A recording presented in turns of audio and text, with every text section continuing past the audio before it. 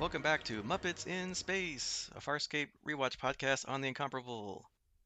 Tonight we're covering season 1, episode 5, Back and Back and Back to the Future, and episode 6, Thank God It's Friday Again.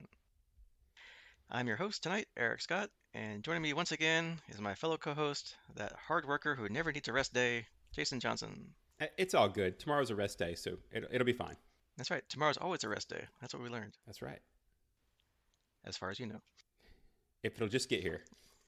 Right. And just an ever-present reminder, until we don't have to remind you, we're following the Wikipedia episode order for season 1 instead of the Amazon Prime order, as Amazon once again goes by the air date of the show, not the production date that they actually shot the episodes in. All right, so let's get into it. Episode 5, Back and Back and Back to the Future. The crew of Moya is witnessing a ship slowly disintegrating. Rigel demands that they leave, and Dargo actually agrees with them. As Zan wonders if anything can be done to help, they receive a transmission from the shuttle escaping the ship. Moya's view screen shows a female alien, similar to Dargo in appearance, and Dargo changes his mind suddenly, telling pilot to bring the shuttle on board. Dargo and John meet the shuttle in the docking bay and rescue a female and male alien from the shuttle.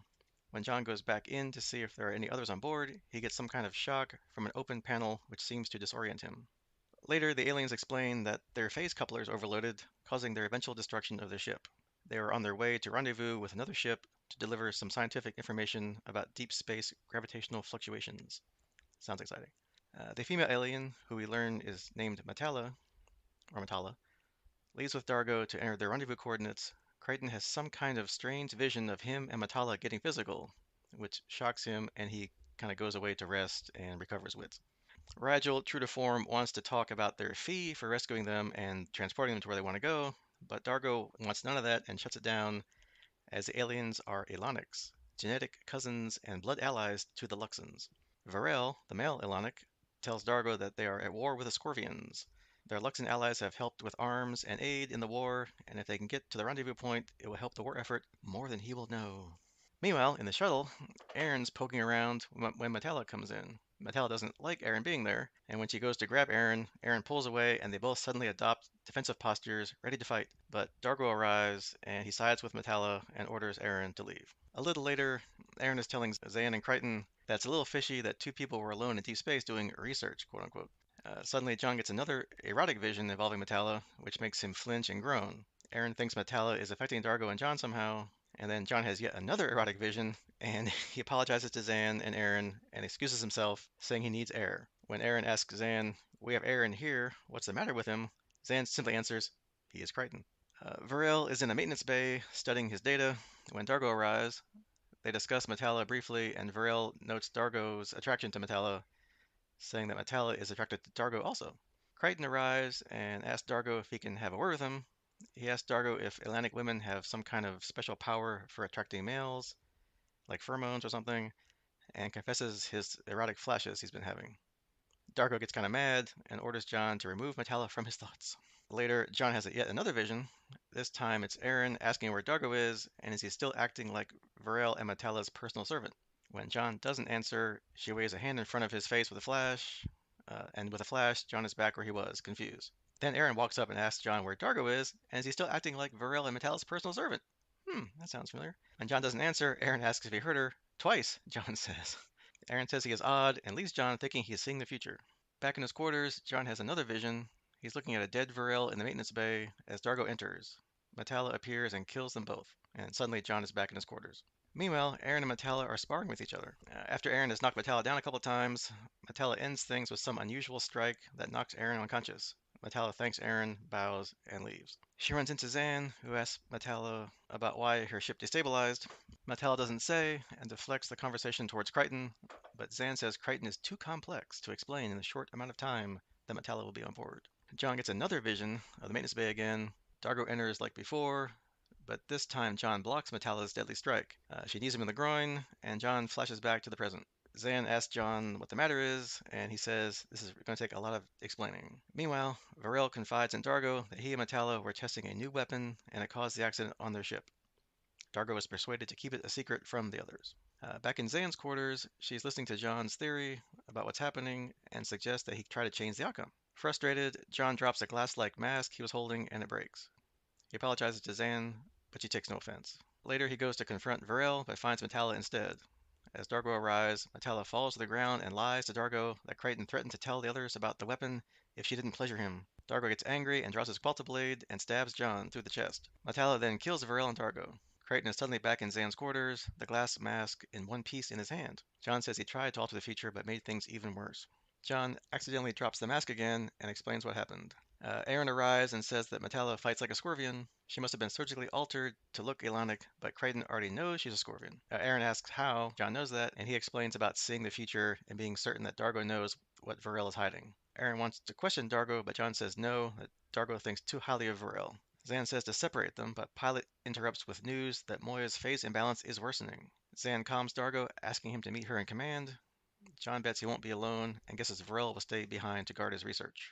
John heads to the maintenance bay. Then he hears Dargo and Metallo in the hallway and hides. Metallo is trying to seduce Dargo into joining the Atlantic War. Dargo says his crime will prevent him from joining, although no one knows his true crime that he was in prison for. John sees Varel, demanding to know what his research is, and exposing Metallo as a Scorpion spy. He tells Varel that since getting zapped on the shuttle, he has been experiencing time flashes into the future. Varel scans John and says it's temporal dislocation. Varel finally admits that Crichton must have been exposed to a quantum singularity.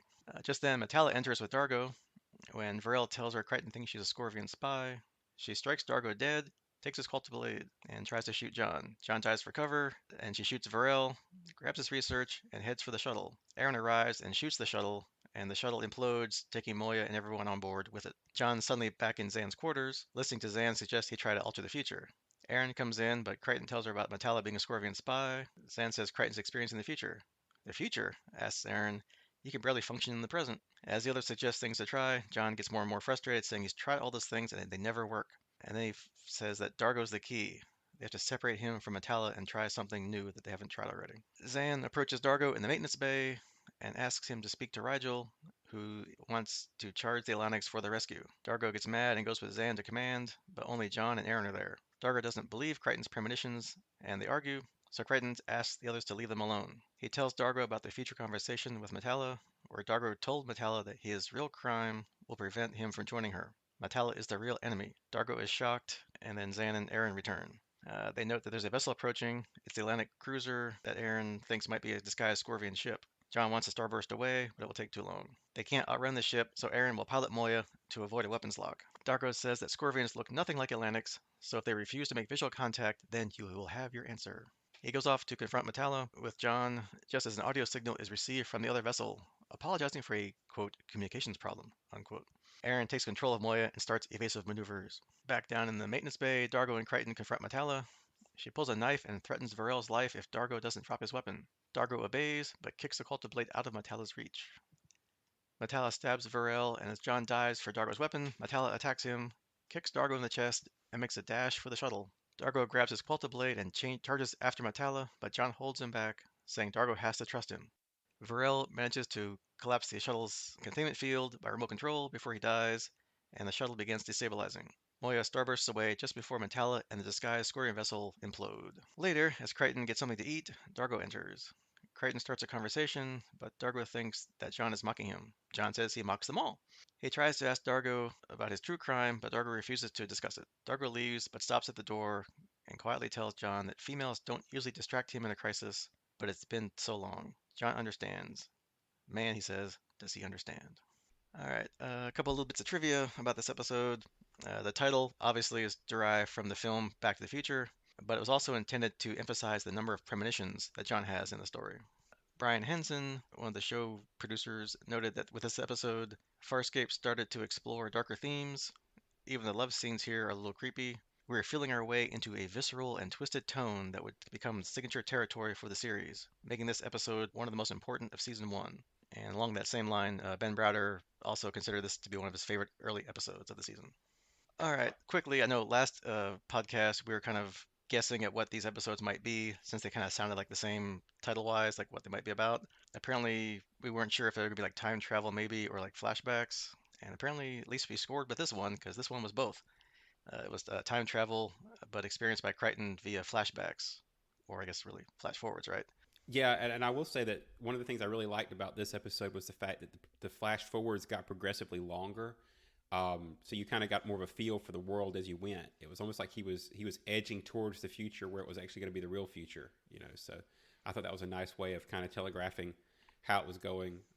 And I will also mention that we noticed the darker, creepy scenes. I was watching this with my wife, and she actually even commented the first couple times that John had the flashbacks of Matala. It was just she kind of looked at me. She's like, "What was that about?" It was kind of one of those. It definitely felt like they were moving in a different direction. So that's going to be interesting to see how they progress with that. Yeah, because you weren't really sure, at least for those first couple, that he was experiencing the future. It was more like, okay, is he having like some kind of dream, or like he was saying, does she have some kind of effect on men, like some kind of pheromones or something that would make him like daydream or want, or like, I guess want her or want to go after her. Yeah, and if it hadn't been for the title, that's exactly where my mind would have gone. Right, you would have assumed that it was affecting in real time if you hadn't already known the title had some kind of time jump involved. Right, and this kind of reminds me of, this has been done a lot in other sci-fi series where they kind of do the same things over and over again, like they're caught in a time loop. The one I thought of immediately because I just saw it the other day on TV was that one Star Trek TNG episode, Cause and Effect, where they're all stuck in a time loop. So like every act of the show, they're doing the same stuff over and over again, but they kind of do a little bit different because they realize they're kind of stuck. They try something different, doesn't work. Try it again, get a little further, doesn't work. Yeah, I kind of like how they, like you said, got progressively longer. They're trying different things. It just keeps getting worse and worse and worse. So it's not getting any better, or otherwise, I guess the show would be over, right? If it got better immediately. But So what you're saying is at the end of the episode, at the end of the season, Kelsey Grammer is going to turn out to be the big bad, that's right. They're gonna run across some strange ship from the past, and then yeah, or it's crewed by, it's just him in a big blue furry suit. or it could be crewed by John's father. That's how we get him back in the show, right? I guess the other kind of thing that goes on with these kind of episodes is I like how, at first the person experiencing these time loops or jumps or whatever thinks that they're kind of going crazy, but then eventually figures out that they're not crazy. This is actually happening, but they can't really convince people that what's happening is going on, but they keep trying. And usually the best way to try it is either say what the person they're talking to is saying as they say it, or just before they start saying it. Yeah, I mean that's obviously the trope. Otherwise, you're just crazy, right? I mean, you have to do something to prove that you know what's fixing to happen. Either catching something that you shouldn't have known was going to be there, or saying the words. Right, it's like with one of the first flashbacks, Aaron comes in and says, Metal's a Scorpion spy. He's like, yeah, I know. How do you know that? And the second time through the loop, she doesn't even get to say it. He's like, yeah, Metal's a Scorpion spy. What? How do you know that? Yeah, And and he does the Pilot, same thing to and Pilot, right? Yep, yep. yeah, Pilot calls him and it's like, yeah, we know Pilot. The phase imbalance is getting worse, and they're all looking at him like, what? How? You know. I guess while we're still in that same kind of scene, I guess the last time, or I guess the last time we know about anyway, when John's flashing forward when he's with Zan in her quarters, that little mask that he has, the glass mask, is Zan's, right? He's been playing with it or holding onto it for whatever reason. And instead of dropping it by accident, he purposefully puts it down and like stomps on it.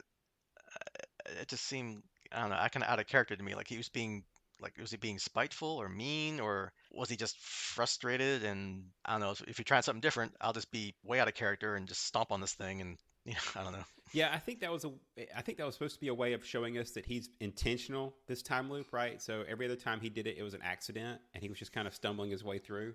And this was, if it's going to happen, I'm going to intentionally have it happen so that I can control the events. But yeah, I agree. It felt very mean spirited, and you kind of wanted him to just set it down and show that he broke the time loop that way. Yeah, I guess he could have put it down nicely, and that's still on his own terms. Yeah, I mean, whatever. I guess it's shocking episode, so let's just shock people with this too, right? Yeah, it just kind of makes you feel bad for Zan because obviously she cared about the mask, she had it on display, and now it's shattered. Yeah, like either she bought it somewhere on their travels, or for some reason they let her have that in her prison quarters, because this is still the same ship they were imprisoned on, right? So they had some gear and belongings with them, right? Yeah, like you say, it's probably a souvenir of some kind, either from before or recent. We just may have missed it. So Right. And I guess this episode, and I guess kind of next episode that we'll talk about, I guess Rigel gets kind of sidelined. He has a couple of scenes where he's basically telling everybody he wants to charge them, Tala and Varel, for the trip, and then just goes off to the galley and stuffs his face with like space French fries or whatever they look like. yeah, again, I think I don't know if it's cost of the animatronic slash Muppets or what, but he and Pilot both get kind of short shrift in these two episodes because it focuses mostly on the characters that have more mobility and motion. So, Yeah, and if they're trying something different where it was a lot of combat scenes and a lot of, people coming in and out of rooms, I guess you really can't cut down to like, half a screen where you can only see, someone from like the waist down, waist up. yeah, technology limitations of the day.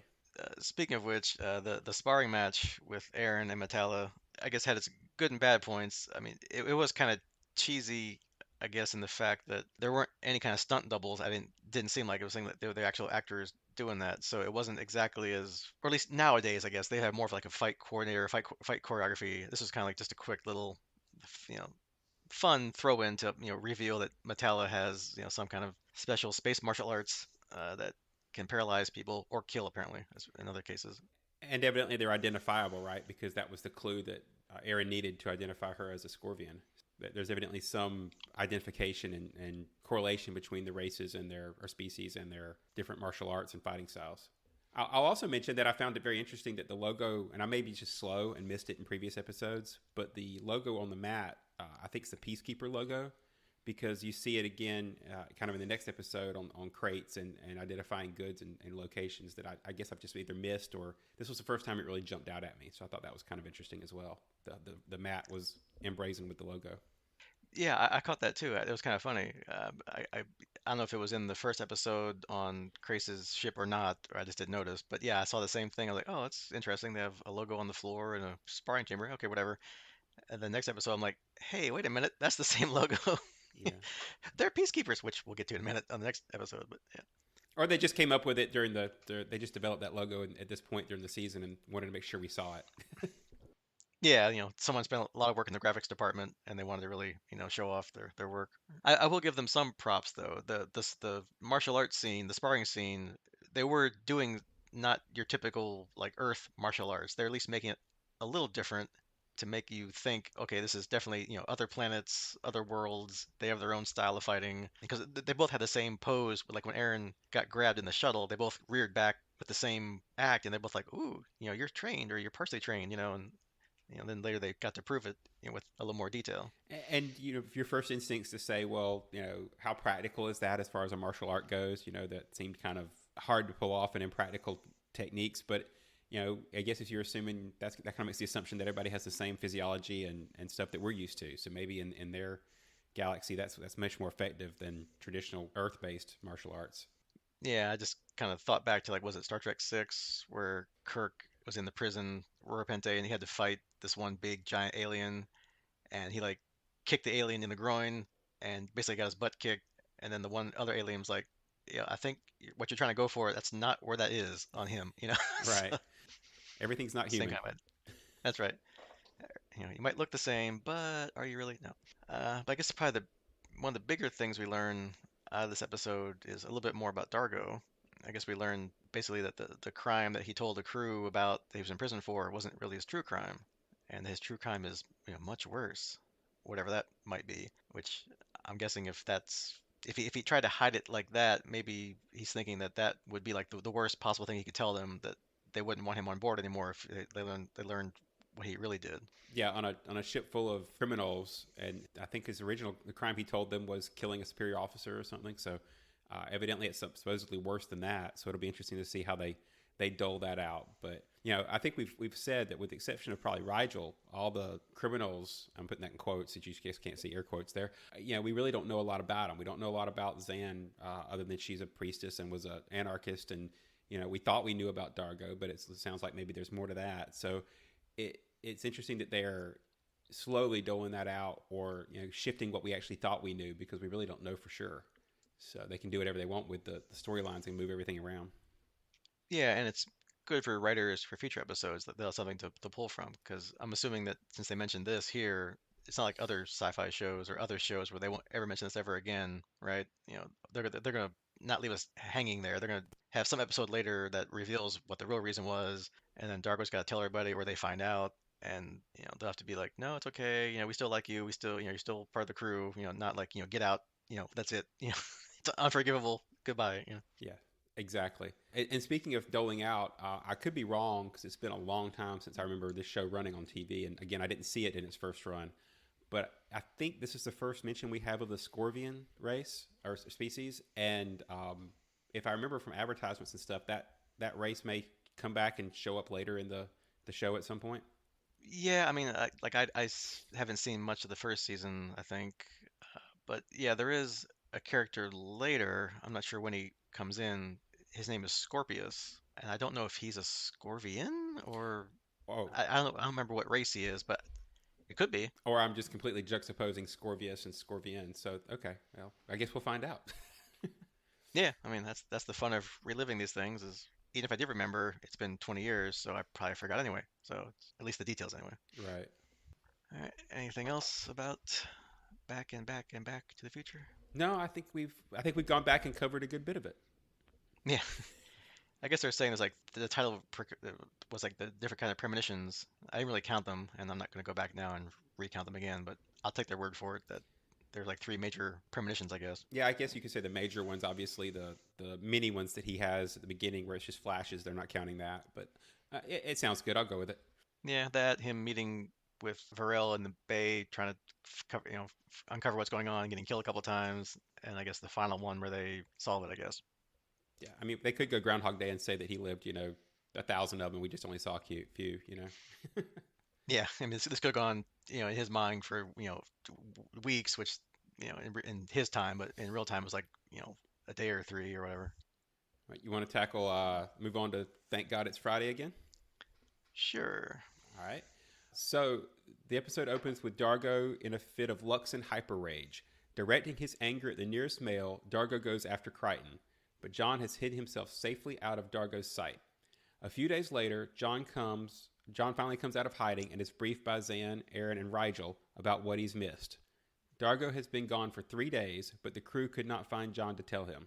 They mentioned that Dargo had taken Aaron's prowler to the surface of a nearby planet. The rest of the crew take a transport pod to find Dargo.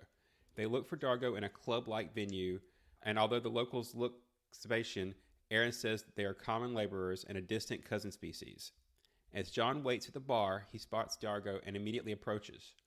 John tries to get away, but Dargo catches John and ends up hugging him instead. Dargo's behavior is odd, his hyper rage is gone, and instead, he's cheerful, relaxed, and content. He informs the crew that he has been a laborer during his time on the planet and is very content and filled with a new purpose. Before John and the others can figure out what that purpose is, Dargo wanders off with the beautiful local woman. A woman dressed in white then approaches the crew. She introduces herself as Vomay, the leader of the people on the planet Sakar. She encourages the crew to stay as long as they want. A voice over the loudspeaker then announces the day is over and it's time to rest. Everyone obeys and begins to head home. Rigel, who's been eating all day, wanders off to relieve himself. Dargo leaves with his girlfriend from the bar and tells the others that he will show them around tomorrow because it's a rest day. John is discreetly told by a strange woman that he must stay on the planet, but before John can ask any questions, she abruptly leaves. Aaron wants to leave Dargo behind, but John thinks something is clouding Dargo's thinking. Their argument is interrupted by explosions and Rigel's cry for help. The crew runs and finds Rigel cursing unseen assassins. As he was relieving himself, something exploded very close to the Royal Hynerian, close enough to scorch several royal parts. Aaron, unconvinced that there was an assassination attempt, returns to Moya with Rigel. Zan and John stay on the planet and go to Dargo's apartment. They are invited to stay the night, but they're left to share a mattress on the living room floor as Dargo heads back to the bedroom where his girlfriend is waiting. Back on Moya, several explosions bring Aaron running to Rigel's quarters. Aaron finds Rigel whimpering with flames and small explosions coming from his body. Aaron calls John and tells him that the assassination attempt was caused by Rigel's own bodily fluids becoming explosive. John tells Aaron to run some tests on Rigel, but she doesn't want to, claiming she's no scientist. John insists and tells Aaron to ask Pilot for help with the tests. The next day, Dargo heads out to the fields to begin to work with the Sicarians, but John remembers Dargo claimed that it would be a rest day. In the field, John spots the woman who stopped him the other night and follows her. He asks her to talk, but is grabbed from behind before he can get any answers. As he is restrained, an old man produces a worm which burrows into John's stomach through his belly button. The old man tells John not to mention the worm and that he must eat and the pain will go away. The people quickly leave before they are discovered and John passes out. Zan and Dargo return from the fields to find John sick in the apartment. He has spent the whole day eating and throwing up. After spending a whole day in the field with Zargo, however, Zan has found supreme contentment working in the fields. Zan and Dargo bring John to another workday after work celebration. John is met by Hyben and his daughter Tanga. They explain to him that the worm is protecting John from the mind control by filtering out the toxins that's found in the Tannot root that everybody's eating. It's the root that causes a strange, blissful behavior and make them extremely accessible to commands. Some of the locals, like Hyben and Tanga, have a natural immunity to the root's effects, but their numbers are few. They gave the worm to John so that they could get his help. They leave John with a piece of advice. He must act like everyone else. If his immunity to the root is discovered, he will be executed. Back on Moya, Aaron and Pilot are working to cure Rigel. Rigel has been frozen in cryostasis, and Aaron is running tests, but is quickly becoming frustrated. Pilot tells Aaron that he too has troubles with complex science, but he studies constantly to improve his knowledge. With that encouragement, Aaron eventually finds the cause and the cure, much to her surprise. The Tannot root, Rigel ate, reacted with his body chemistry to make his fluids explosive. Once the compounds of the root are removed from his system, he returns to normal. Back on the planet, John learns from Tanga that the Tannot root has been brought to Sykar by another race. They forced the native population to grow and harvest it. Volme was chosen to be the ruler and was given the worm. She obeys the orders of the others. The root is destroying the native culture and turning their once lush planet into a wasteland. Hyben and Tanga hope John can bring help and weapons to her people so they can reclaim Sykar. Volme takes John aside into a warehouse of Tannot root and asks him to bring the rest of the crew of Moya back down to the planet. She wishes to take control of the ship and use it to transport their stored Tannot root before the others arrive. Volme realizes that if Tannot root has value to the others, then it must have value elsewhere. As John stares at the shipping containers full of Tannot root, he observes that several have peacekeeper symbols on them. John calls Aaron and Rigel down to the planet to confront Volme, Zahn, and Dargo. Rigel demonstrates the secret of the Tannot root by threatening the assembled crowd with a stream of explosive urine. Aaron informs Volme that the Tannot root is processed by the peacekeepers to produce shotgun oil, the fuel the peacekeepers use to power their weapons. Volme cannot take the Tannot root and run without incurring the wrath of the peacekeepers. John and Aaron offer the knowledge to produce shotgun oil and weapons to use against the peacekeepers that they can use to free their Sicarans. With Dargo and Hyben's persuasion, Volme is finally convinced that it's possible to free her people and reclaim the planet. Back on the ship, Aaron removes the worm from John while Dargo and Zahn talk in another room. Dargo worries that he may not be destined for genuine happiness. He reveals to Zahn that his two very different dreams in life. One was to be a magnificent warrior, fearless and immortalized in sonnets. The other is a simple life, family, children, and a garden. He had thought that the simple life on Sykar had been found, but Zahn assures Dargo that he can still build such a dream for himself. Some interesting bits of trivia from this episode. It was the first introduction of the Lux and Hyper Rage. Also, Jonathan Hardy, the voice of Rigel, refers to the urination scene, explosive urination scene, as one of his favorite during Farscape's entire run. And finally, Crichton's reference to the Mel Gibson-Tina Turner cage match is a reference to the third Mad Max film, Beyond Thunderdome, which, on a related note, was one of Virginia Hay, who plays Zahn's earliest roles, was in the second Mad Max film. Yeah, apparently I looked that up because I thought that was kind of interesting. And I guess her character in The Road Warrior was called Warrior Woman. But I think it Not was a major. anarchist, huh? They missed it. They missed an Right. opportunity there. Yeah. Close. Yeah. I guess that was one of the main characters. Maybe I'll have to go back and look because I don't actually have that movie on my Plex or anything. But Yeah. I'm thinking it might have been one of the main characters that was with Mel's character in the like the tanker run at the end. Maybe I'm not sure, but I'll have to Embarrassing check it out admission, later. I've never seen any of the Mad Max movies. Well, I still haven't seen the last one. Fury Road. Was it Fury Road? Yeah, that one. Yeah. I've owned it for like what? How long it's been? Like 5 years, 6 years. I've owned it. I never never watched it yet. Too much to do. Well, maybe you need some time travel That's right. Or flashbacks, right? or a rest day. That's right. Yeah. So in this episode, which we were guessing about last week, we thought maybe time travel or flashbacks. Nope. Not at all. Well, it makes sense because it would have been kind of weird to have two time travel episodes back to back. Exactly. So it's more of like a riff on, I guess, Friday being the end of the week, and that the next day or the next 2 days are rest days for us, right? Usually, yeah, we like to think Yeah. so. Well, yeah. I mean, it's usually housework and yard work at this time of year, but yeah. And however, in these people's cases, rest day doesn't exist. Apparently, they tomorrow's a rest day, so they party at night, go to bed, you're ready to relax next day, get back up and go back in the fields, right? Yeah, which that's actually one of the two Matrix things I kind of felt about this movie, which was kind of funny to me, was the club scenes felt very Matrix 2 ravey to me. So that made me laugh, and I guess I was already in that frame of mind because of the bug, right? So you kind of it's easy to draw parallels when you see the bug get dropped into the belly button scene. Yeah, that's the first thing I thought of when he was, basically it looked almost, I don't want to say shot for shot like The Matrix because I think they came out around the same time or a little bit later. Not, so they had no idea. But yeah, when he's laying there and they put the worm on his belly, I'm like, oh, hey, that looks familiar Yeah, they bugged him. and and creepy. Yeah, right. But yeah, I guess the concept here is that the root just makes them so susceptible that they never question the time jump. They just always get up the next day and are perfectly happy to go back to work because it brings them such contentment. Yeah, and maybe the root helps them not burn themselves out, I guess, because you think if you're working in a hot sun field for how many 12 hours a day or whatever it is, you can't do that 24/7, right?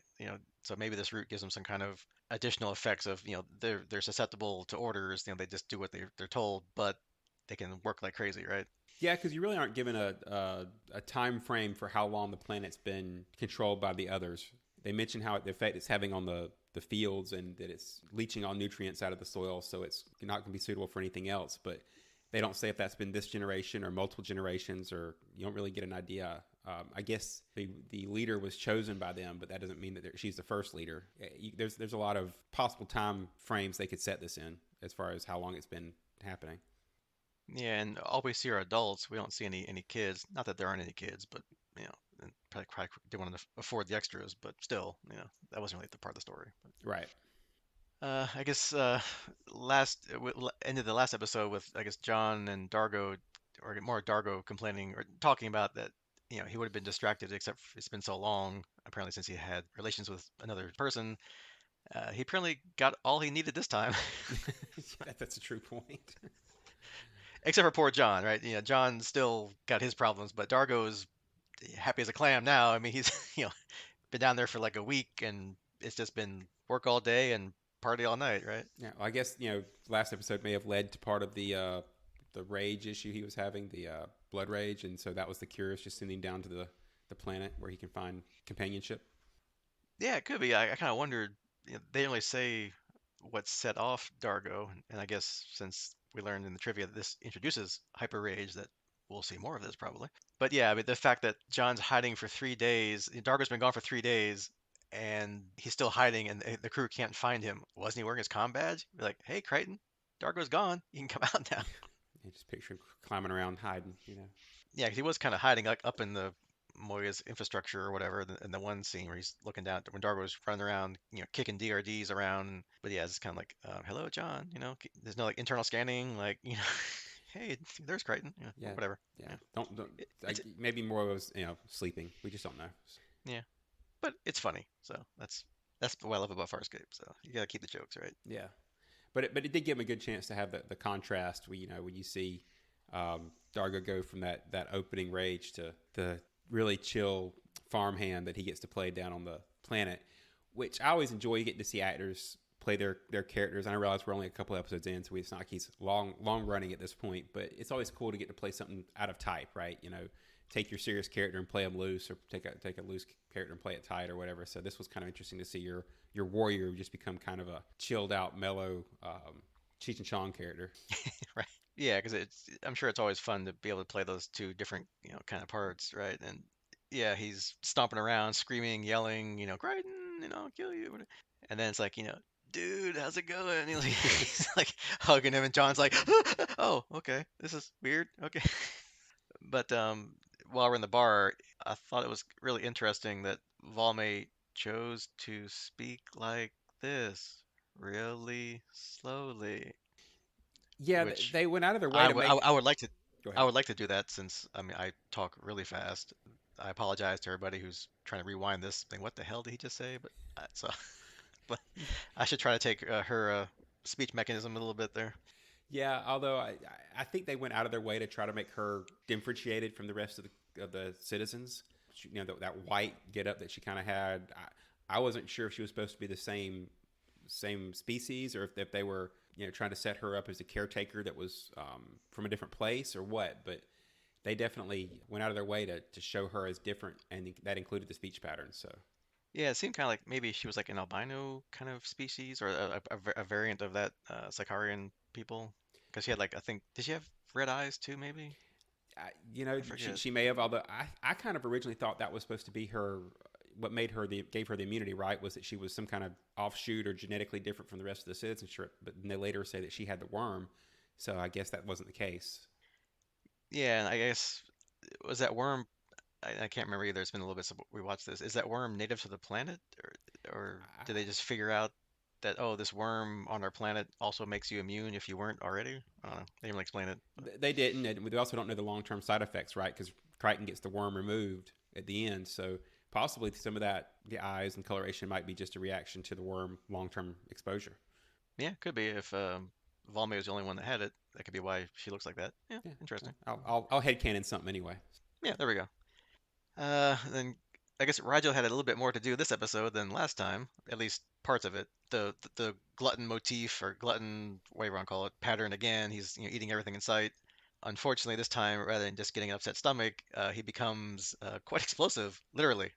Yeah, and other than those explosive moments, I think they literally froze him out of most of the episode. So by putting him in cryostasis, so it's kind of interesting that they once again used him in the beginning and end, but for a lot of the episode, he was just kind of stuck out to the side. And same thing for Pilot, right? Pilot got a little bit more this episode, but it wasn't as on screen as much as just those scenes with Aaron helping her in the background.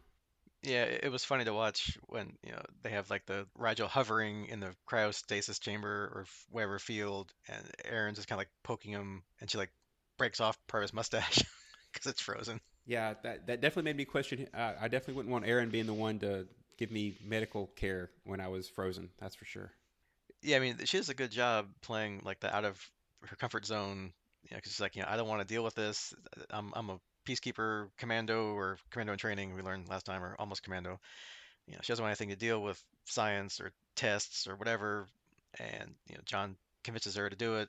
And then, like you said, with we learn that Pilot too doesn't really know what he's doing, but he's trying. He's trying to better himself. He's trying to not just be a pilot, right? He's trying to learn about science and other things. I guess Moya's teaching him, or they have data banks or whatever. And he tries to put both of them together, get over the problem, and come to the solution to help Rigel. Yeah, and regarding Pilot, that's another great example of the fact that we don't know a whole lot about him before the series starts, right? I mean, he's evidently a pilot that, and given in the name, that gets plugged into Moya and that type of ship. But was he successful? Why was he here? And is he not a fully trained? I'm gonna put air quotes around pilot, or is he? Was he in training? Is he new? What's the setup for there? So there's a lot more information they could feed out there as well.